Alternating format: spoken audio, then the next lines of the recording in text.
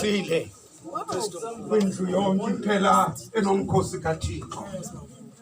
Ndingena apha ndisondela kuni ngelizwi esilifumana kwincwadi kaJohane chapter 19 verse 30. Akuba eyamkeleke iwayini wathi kugqityiwe. Kristo mkhulu. Wagoba umnqomo wajonga phansi instead into yokuba ajonge phezulu.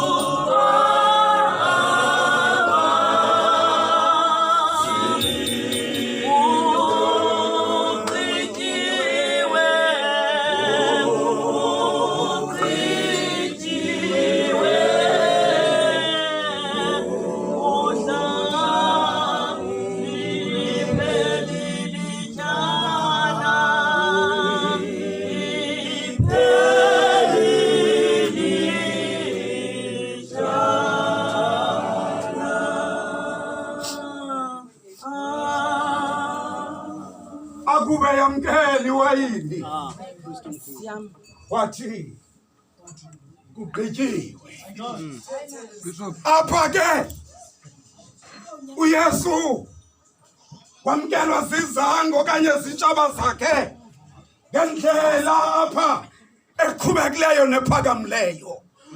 Anindiva ngoba xa kungena indwendwe kwakho okanye kwaRoma bebebamkela ngokubanikeza iwayini, bebonakalisa ulwamkelo lwendwendwe ezixabisekileyo.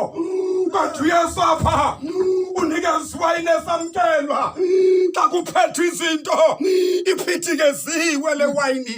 Wathi ngenxa yobukraka bayo nencasa yayo engenambitheka incam yambangela bajonge phansi.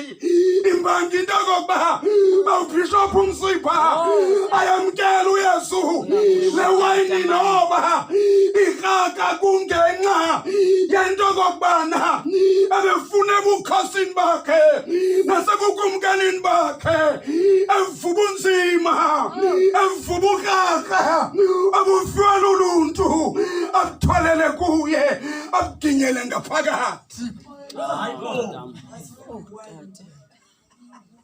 Kugqityiwe. Amen. Zonke izinto ngoku ziyafezwa. Zonke izinto ngoku ziyaphethwa. Zonke izinto ngoku ziyafezwa. sibheke ekhaya. Kugqityiwe ligama leSixhosa. Ngesingesi it is finished. Ngamagama amathathu. NgesiGrike abawubhishophu uMsipha it is tetelestai. Yes. Okokuthi kugqityiwe. It is accomplished. Yes. It is finished. Kugqityiwe izinto zonke bawesibhishophu uManzonzo ebezithethwe ngayo uYesu kubaprofethi kwathiwa zizakwenzeka. Senzekile ngoba kugqityiwe. Kususa umnqaphiso omdala bawubhishophu uMsipha amadoda nentokazi bebheke etempileni bathi abangena nto bavaleleke ngaphandle.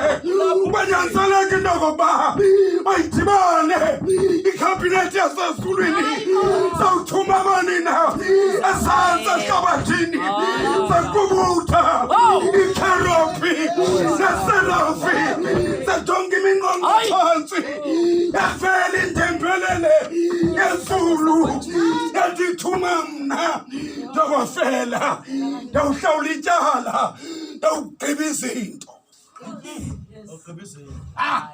Kugqityiwe.